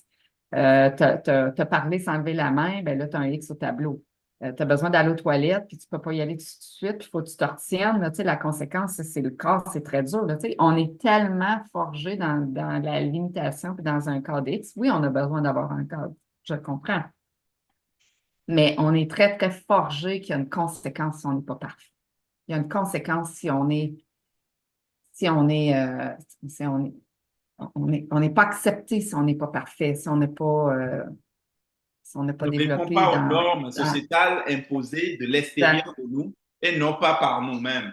Ce n'est pas comme si on exact. était nous-mêmes notre propre cadre. Donc, on n'a jamais été entraîné Ouais. à mettre nous-mêmes notre propre cadre qui serait l'autodiscipline, mais on a plutôt été entraîné à être discipliné par des événements et des personnes venant de l'extérieur. Exactement. Exactement. Je sais que ça peut faire un choc là, tu sais, au niveau quand on entend ça pour dire, voyons, c'est exagéré, etc. Mais on est capable de développer une autodiscipline quand on comprend pourquoi ça nous amène vers un meilleur chemin. Tu sais. Puis trouver l'autodiscipline à l'intérieur de nous-mêmes va nous amener beaucoup plus loin que si notre source est toujours externe. Mhm. Mhm. Parce qu'on est tellement dépendant de la source externe que si la source externe n'est plus là, elle se présente ou ça ne marche plus, mais comment on fait pour continuer à diriger notre propre vie, puis à s'épanouir, puis à s'appliquer? Donc, à ce niveau-là, pour moi, avec le cancer, tu sais, j'ai commencé avec le cancer parce que c'était mon point culminant. Puis, à l'automne passé, puis j'écoute d'autres matériels, là, tu sais, je fais d'autres affaires aussi, qui vient vraiment pour moi m'aider à tout mettre ça ensemble. Donc, pour moi, dans le cancer du sein, parce que dans la biologie totale, Dr. Hammer a vraiment expliqué que quand on vit une émotion, un choc ou quelque chose comme ça, euh, le cerveau crée un foyer qui est lié à une partie du corps. Fait que ça, c'est la base. Et dans le cancer du sein, étant que moi, je suis gauchère, de naissance, mais maintenant droitière, j'ai vraiment développé un cancer du sein au niveau du sein droit, qui est lié aux enfants, qui est lié à mes enfants. Donc, dans la biologie totale, moi, je sais que depuis ma jeunesse, j'ai toujours rêvé d'avoir une famille hyper unie avec un conjoint, avec des enfants, puis de rester à la maison, puis d'élever mes enfants, puis d'être là pour eux autres, etc. Puis j'ai pas pu faire ça. Puis j'ai pas pu non plus avoir un conjoint qui pouvait m'aider à me réaliser de cette façon-là. Et quand je me suis séparée, quand mes enfants avaient 2 ans et demi et 5 ans, j'avais tellement de peur que mes enfants soient élevés dans un environnement qui les amène pas à être optimal, que j'avais imprégné en moi, tu sais, ça avait réactivé la perte que j'ai eue quand j'étais jeune, parce qu'à 4 ans, ma mère, elle a décidé de se séparer avec mon père, puis j'ai réalisé ça aussi dans la dernière année. Tu sais, quand moi, j'ai fait une dépression tellement que j'aimais mon père. Moi, j'étais fan finie de mon père. Mon père m'amenait de À quel âge l'amour, cette m'amenait du... dépression? Hum? À quel âge cette dépression? 4 ans. OK. Donc, attends. Toi et ton mari, toi et ton ex-conjoint, vous êtes séparés quand les enfants ont quel âge? Il avait 6 mois et 2 ans et demi. Et toi, tes parents se sont séparés quand toi tu avais 4 ans. 4 ans. Tu avais-tu des sœurs, des frères? Oui, j'avais une sœur Ton à ce plus- moment-là. C'était ta jeune sœur ou ta grande sœur? Grande sœur. OK. Et elle avait quel âge? Elle avait 6 ans. 6 ans? OK. Donc tes parents sont séparés quand leurs enfants avaient 4 et 6 ans. Toi et ton conjoint, vous étiez séparés quand vos Mhm. enfants avaient 6 mois et 2 ans et demi. C'est ça. On peut voir une répétition de pattern. Oui, exactement. Fait que ça l'a déclenché pour moi une grande peur parce que je me suis sentie vraiment comme, tu sais, dans la recollection des mémoires, si on pourrait dire, avec la réalisation. J'ai vécu une grande, grande, grande perte à l'âge de 4 ans. Grande, grande perte. Puis ça l'a vraiment forgé beaucoup de choses dans mes choix d'homme dans ma vie. Euh, par la suite, donc, tu sais, jusqu'à temps que je réalise plein d'affaires. Et fait que ça avait réactivé beaucoup de peur, je te dirais. Mais tu sais, je n'étais pas consciente de ça. Et c'est ça, dans la séparation, malheureusement, ça a généré beaucoup de dossiers de juridiques, tu sais, puis un 20 ans de difficultés avec le père des enfants pour différentes raisons que je comprends aujourd'hui. Et ça l'a activé la peur de perdre mes enfants. Ça l'a activé la peur de perdre mes enfants et c'est ce qui a généré vraiment le cancer. Mhm. Le C'est lien, incroyable. Mais c'était c'est quand... le lien que nous sommes en train de faire ici, c'est comment nous sommes. Là, la forme dont tu as été programmé depuis ton jeune âge, c'est une partie À de la, j'aimerais à ça la, à la ferme, j'aimerais ça, une famille quand je vais être grande, maman à la maison avec mes enfants, une famille aimante, un bon mari, mes enfants, je les éduque et tout va bien. Ça, c'est ton état je veux dire, c'est le paradis vers lequel tu aurais voulu marcher vers quand tu étais enfant. Ouais. Et à côté de ça, tu ne vis pas ça parce que ton père et ta mère se séparent. Et je pourrais dire Mhm. que dans mon analyse, si ce n'est pas le cas, tu me dirais, c'est comme tu veux fuir ton paradis là. Et en fait, la fuite de la situation que tu vis avec tes parents qui se séparent, que toi et ta sœur, vous vous retrouvez, les parents séparés, et ça te met dans une dépression, puis tu te dis, je veux pas ça pour mes enfants. Ce que moi, je veux, quand moi, je vais grandir, je veux pas ça. Je veux pas que moi et mon conjoint, on se sépare et que nous, on se retrouve dans la situation qu'on vit en ce moment, qu'on a vécue, puis qui m'a fait une dépression. C'est un peu comme si la force, peut-être que c'est pas le cas, là, je suis fait de la spéculation.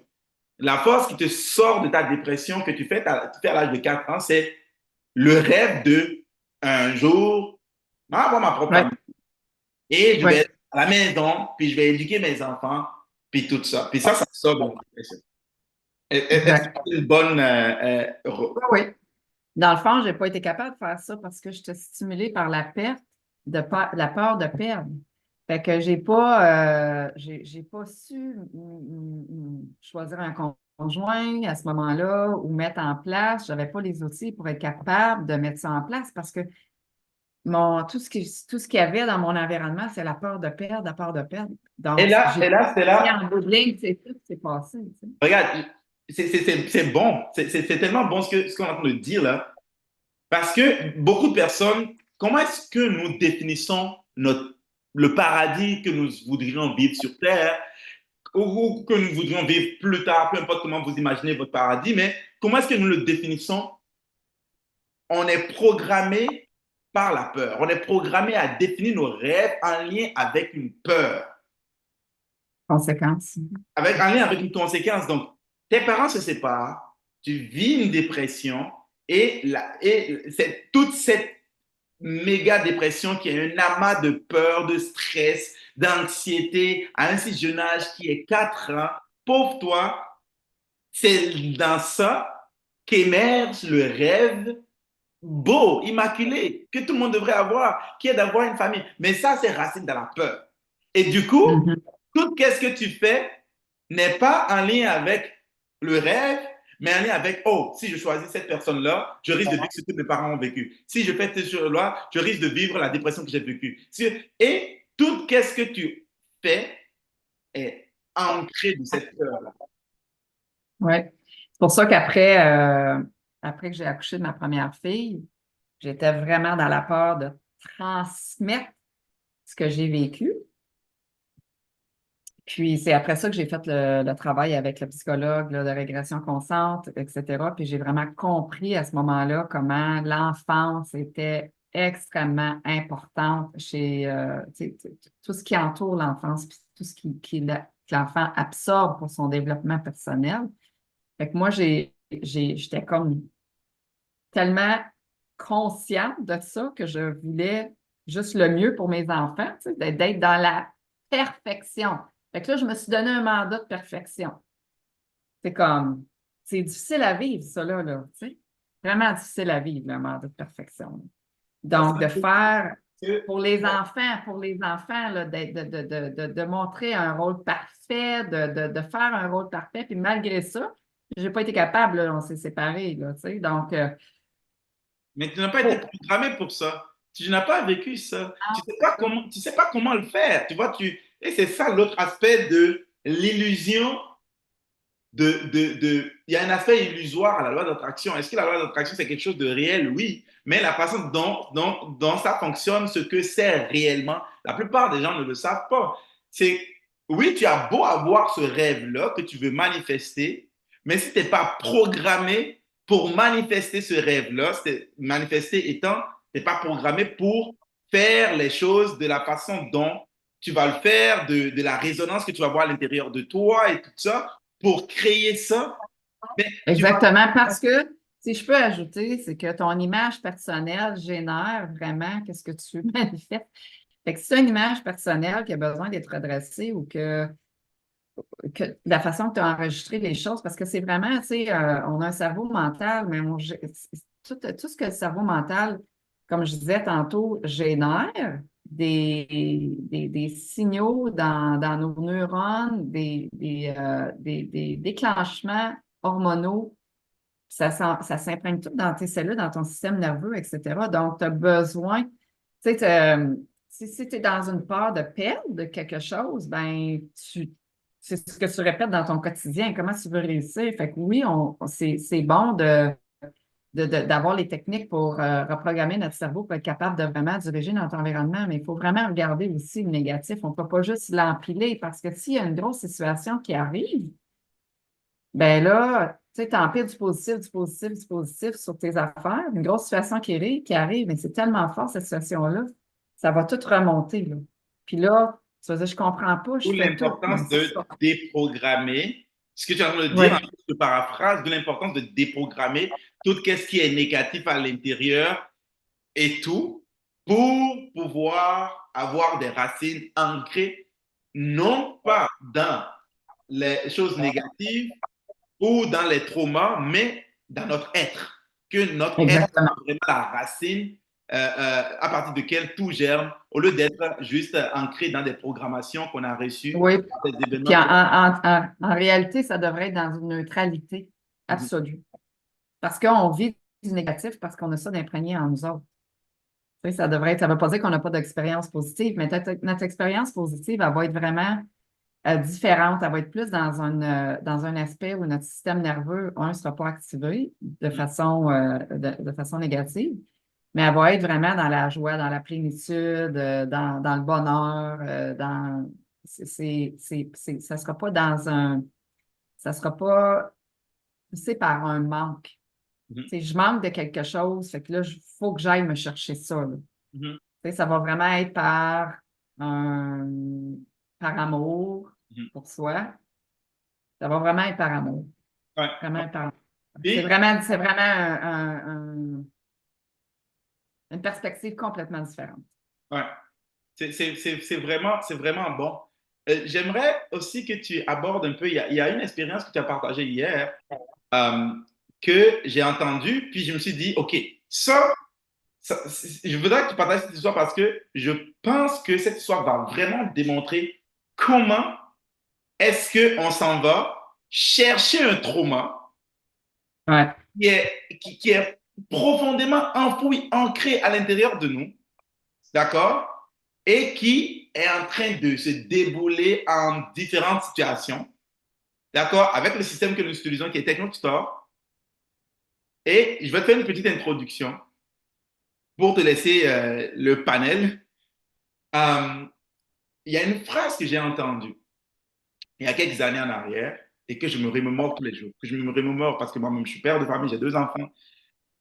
Puis, je me dis, je suis dans ce processus-là, je dis, je veux créer la perfection autour de mes enfants. Je veux que mes enfants grandissent dans quelque chose de parfait. Et je travaille sur moi tous les jours. Et j'embarque ma femme dans ce travail-là. J'embarque mes enfants dans ce travail-là. Parce que je, je, je, je, je suis tellement impacté par cette phrase-là. Cette phrase-là, elle dit, la maladie, c'est la mauvaise programmation des mots dans la chair physique. Quand tout ce qui est vivante en nous n'est pas considéré ou réalisé.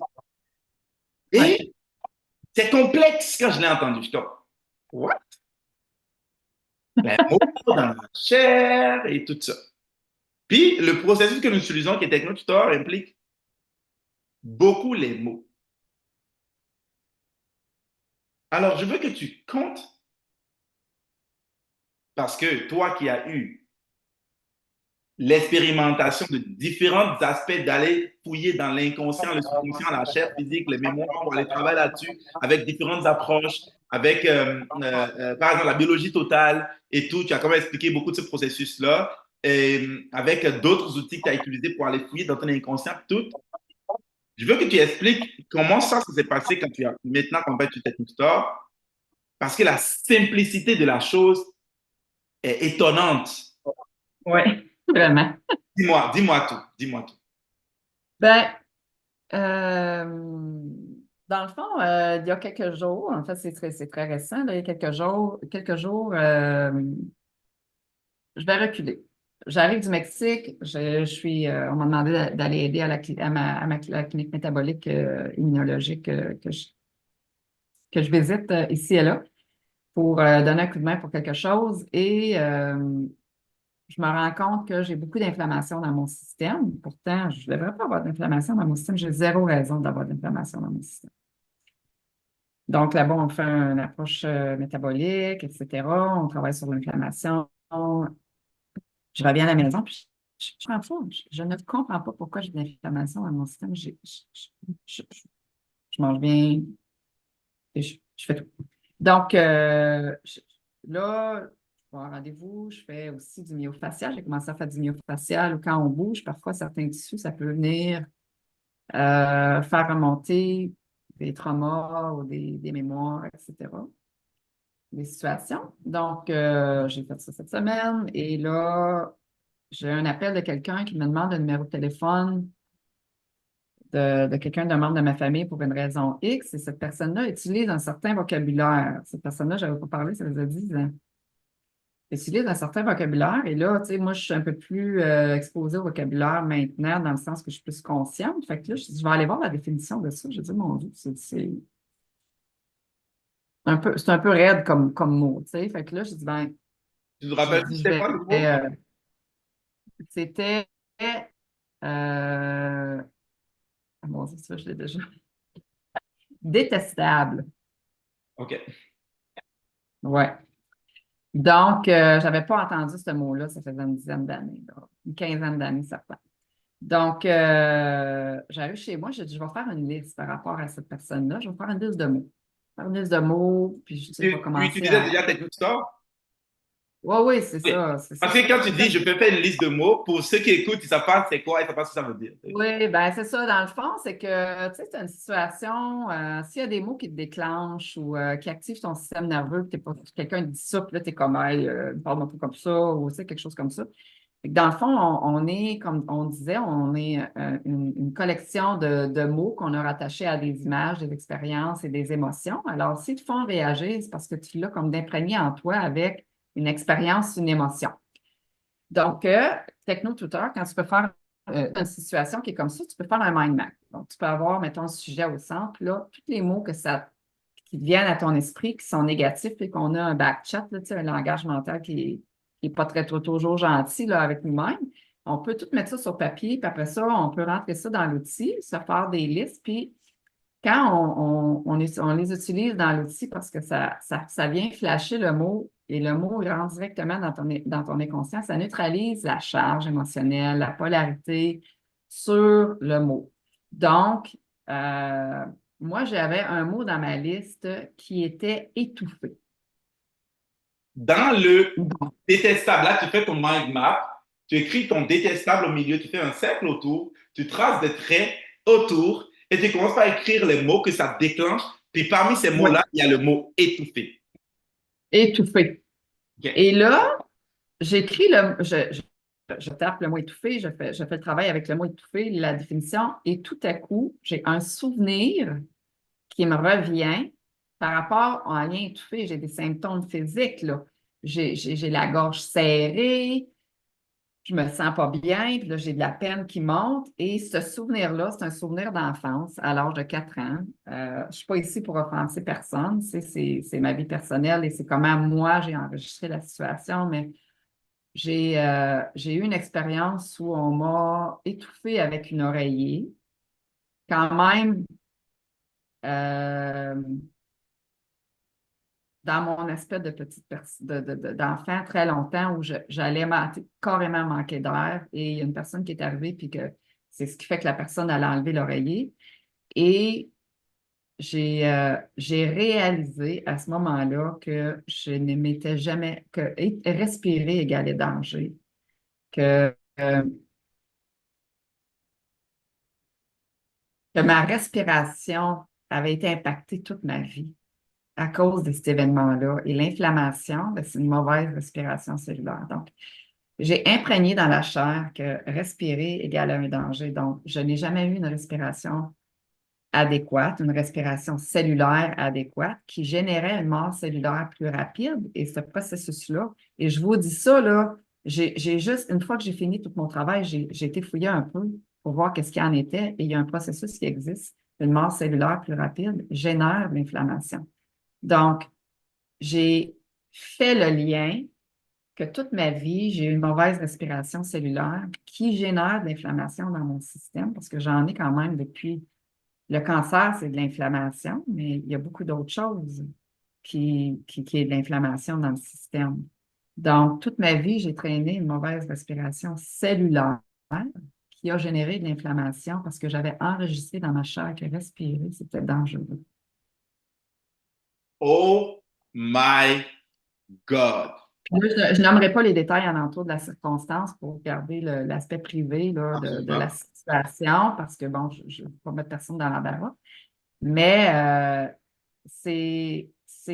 donc, à ce moment-là, j'ai vraiment fait la corrélation entre les points d'aujourd'hui où je suis rendue. Parce qu'à 4 ans, ta respiration, ton énergie cellulaire, elle se régénère. Mais une vie de ça a des impacts dans ton système physique énormes, là. Donc, Tu étais presque allergique à une respiration correcte. Mhm.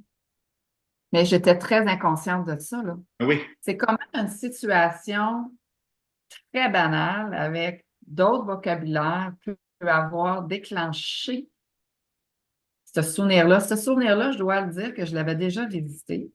Je l'avais visité avec la régression consciente à 25 ans avec le psychologue. C'est un souvenir que j'avais complètement effacé de ma mémoire parce qu'il était tellement traumatique que je ne m'en souvenais pas du tout. Je me souvenais juste de l'élément déclencheur qui avait apporté la personne à faire ça. Alors moi, j'étais dans la curiosité. J'étais à ce moment-là, à 4 ans, j'étais dans la curiosité, j'étais dans le désir d'aider parce que je pensais qu'il y avait quelqu'un en détresse. C'était pas ça, là. Puis, fait que j'avais associé aussi d'aider égale danger. Tu sais, j'avais associé beaucoup de choses.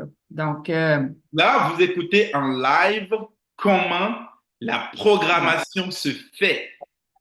ouais. Je vais prendre un petit moment pour faire une petite digression. Oh my God, cette conversation est tellement intéressante, c'était là. Une petite digression pour dire quand on parle de programmation, c'est que tout ce qui se passe dans l'environnement de l'enfant n'a aucun mot pour les mettre là-dessus. Donc, il enregistre l'image au complet. Et s'il y a n'importe quelle émotion qui vient avec ça, ça rentre dans la chair et puis ça trace des conclusions qui deviennent des modes de fonctionnement permanentes.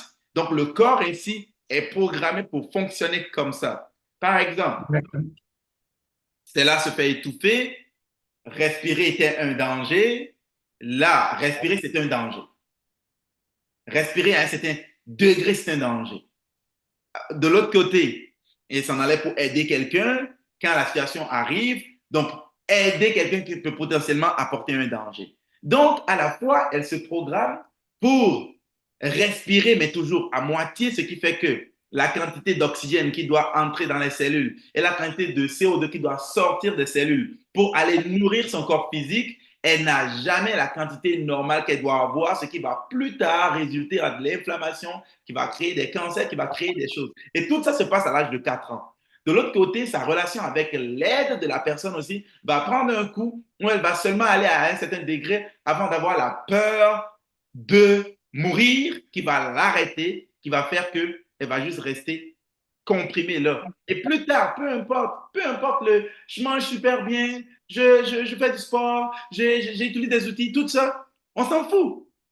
Le système d'exploitation qui est dans le corps physique a dit que tu ne vas pas respirer correctement parce que si tu respires correctement, tu risques de te faire étouffer par quelqu'un. Alors, c'est ça qui va arriver. Ça dit que tu ne vas pas aider quelqu'un à un certain degré, sinon il y aura certaines peurs qui vont jamais à l'intérieur de toi pour t'arrêter tout de suite. C'est ça qui va arriver. Développement personnel, tout ce que tu fais de l'autre côté, là, on s'en fout parce que c'est l'image de toi que tu traînes qui te roule. Exactement. Puis tu sais, il y a le concept aussi qui m'a été apporté récemment, c'est que chaque pensée fait une tache sur ton ADN, fait une empreinte. Alors, si ton épigénétique, tu sais, ton ADN, tu es né avec, mettons, moi j'avais du cancer du sein du côté de ma mère, du côté de mon père, ben, j'ai activé mon épigénétique avec les traumas que j'ai eus. Donc, prédestiné à l'avoir. Tu sais, peut-être que si j'avais regardé tout ça avant d'avoir des enfants, ça serait jamais passé. Imagine, tu fais ce travail-là, là, Ça, c'est documenté, là. Tu sais. quelqu'un dit un mot détestable, tu prends ce mot-là, qui est un processus que nous utilisons tous les jours dans la communauté Self-Perfected, c'est-à-dire si vous n'êtes pas membre de Self-Perfected, là, hautement recommandé de rejoindre. On a aussi Elite Auto-Éducation où on parle plus français. Rejoignez Elite Ouais. Auto-Éducation parce que on fait juste parler de ces affaires-là.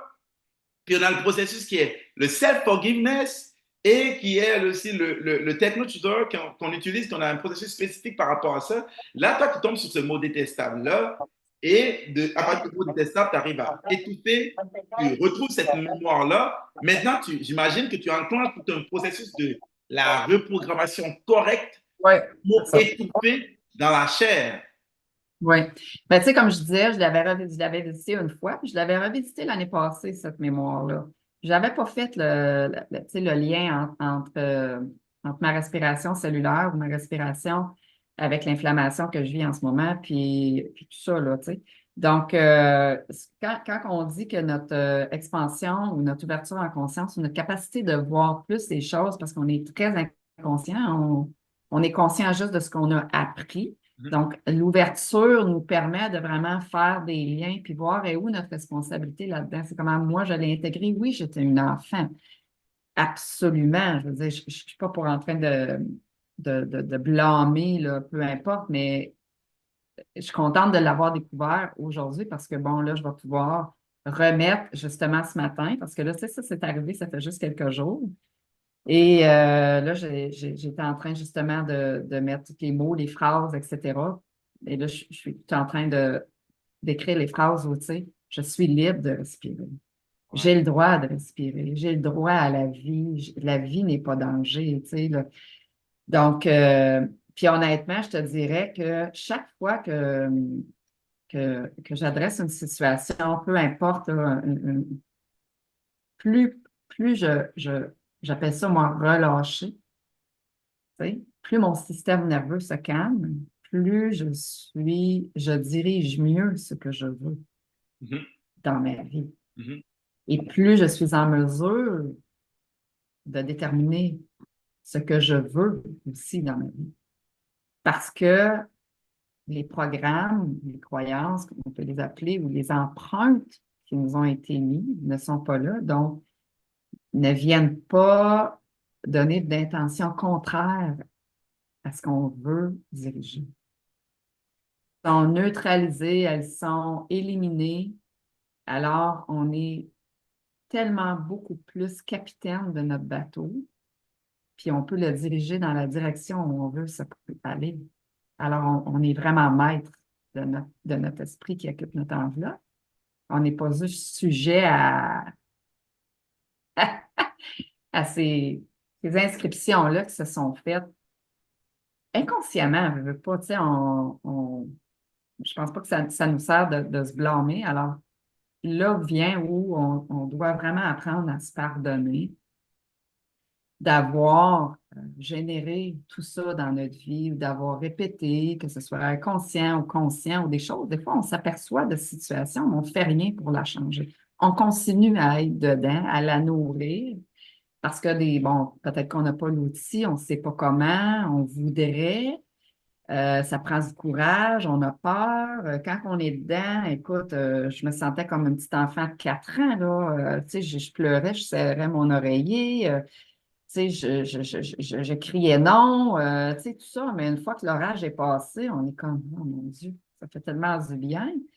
Puis, pour moi, en tout cas, j'expérimente beaucoup, beaucoup de vagues d'amour et d'appréciation pour moi, ma propre personne, après. Beaucoup de douceur. Donc, je me remercie de faire le travail. Je me remercie de faire le processus pour être capable de m'amener vers vraiment euh, live life, vivre ma vie et non vivre mon mental, vivre ma vie. Je pense que ça, c'est la meilleure conclusion Ouais. que tu pourrais. Sur ça, j'aimerais aussi dire que pour les gens qui sont intéressés, ils peuvent aller sur mes chaînes. Je pourrais, je pourrais les donner. Absolument. J'ai On va les mettre dans la ouais, description parce que Stella, toi, tu es sur Facebook, tu es sur Instagram, tu ouais, es sur j'ai une page web aussi. Instagram. Ok. J'ai ma page Facebook, j'ai commencé à la créer, puis je pourrais donner tu sais, le courriel, etc.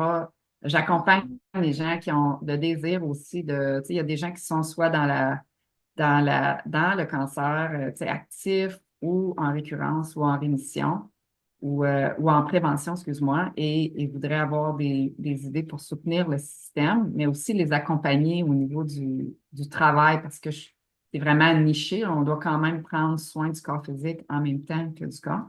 Un livre que j'ai beaucoup aimé d'Anita Moorjani, c'est Dying to be Me. Elle explique vraiment tout le processus par rapport au fait que elle a vécu un life death experience où elle a vraiment tout réalisé comment elle s'était si abîmée dans sa vie qu'elle avait zéro raison. Donc, c'est des références qu'on peut donner.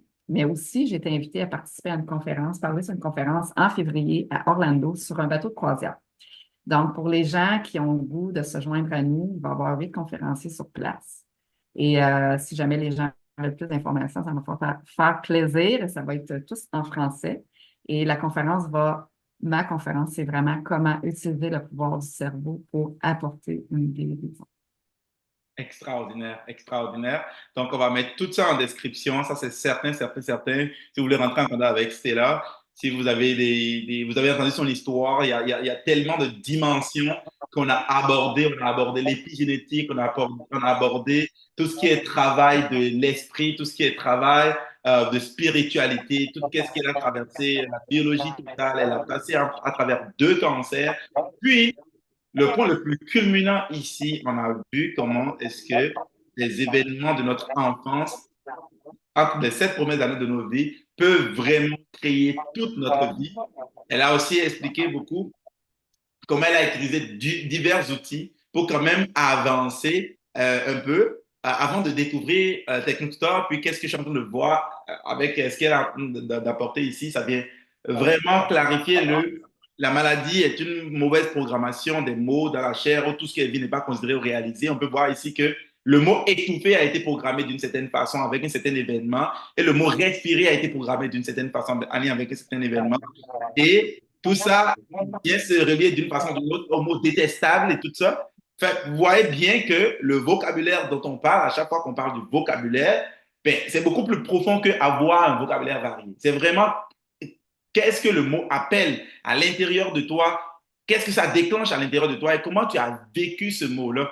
Puis il y a une phrase, on dit que Jésus, c'est la parole vivante. J'entends ça souvent dans la Bible, les gens disent c'est la parole vivante. C'est le mot vivant. Quand tu prends la version en anglais, c'est le mot vivant. Donc nous sommes tous, en fait, des mots vivants. Et comment nous vivons ces mots-là va définir la vie que nous allons avoir.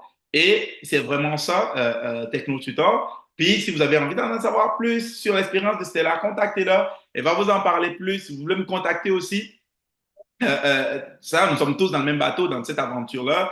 Vous pouvez aussi me contacter. On va en discuter de long en large. Vraiment, Stella, merci beaucoup d'avoir accepté qu'on fasse cette conversation-là en public. Toi qui tu as aussi parlé, j'allais oublier, de la peur de prendre la parole en public, la peur de partager en public. Et pour toi, c'est quand même un certain défi pour toi de le faire et tu l'as fait et puis tu l'as fait super bien. Toi qui as été programmé déjà très tôt dès le bas âge avec une mauvaise définition de mot exposé, que le mot exposé, tu l'as mentionné, est encore beaucoup en lien avec la peur, avec le décès de ton oncle, prendre la parole devant la classe, mal lire, te faire moquer de toi. Et tout ça crée une constriction, je ne sais pas si le mot existe en français, constriction, à l'intérieur Oui, de c'est bon. toi. Comment tu as dit? C'est bon. À l'intérieur de toi qui fait que quand il s'agit de partager en public et tout, puis aujourd'hui, pour la deuxième fois, je vais dire, parce que là, c'est un groupe quand même fermé, mais pour la première fois, et on va le mettre en public, tu as partagé vraiment toutes ces histoires de long en large. Je pense qu'on a passé 2 heures de temps de conversation. Ceux qui sont restés jusqu'à la fin et pour écouter la série sur le gâteau à la fin de cette conversation, vous aurez gagné beaucoup. N'hésitez pas à contacter Stella, n'hésitez pas à me contacter. Puis, merci à tout le monde d'avoir été. Merci, Gaëtan, de l'opportunité, vraiment. C'est un plaisir. Et ce que j'aimerais dire aux gens, c'est de se choisir dans l'amour. Ça s'amène tellement plus loin. Alors, je te souhaite vraiment de te choisir dans l'amour en tout point. Merci beaucoup, Stella. Je te souhaite de passer une agréable reste de journée. Profite. Le temps allait un peu nuageux ici. Moi, je suis plus proche de Montréal. Toi, tu es à Gatineau. Je ne sais pas si tu as du soleil. Nuageux, oui. Nuageux, OK. Ben, on va rester en dedans, puis on va travailler sur nos affaires. Au revoir. Au revoir, bye bye.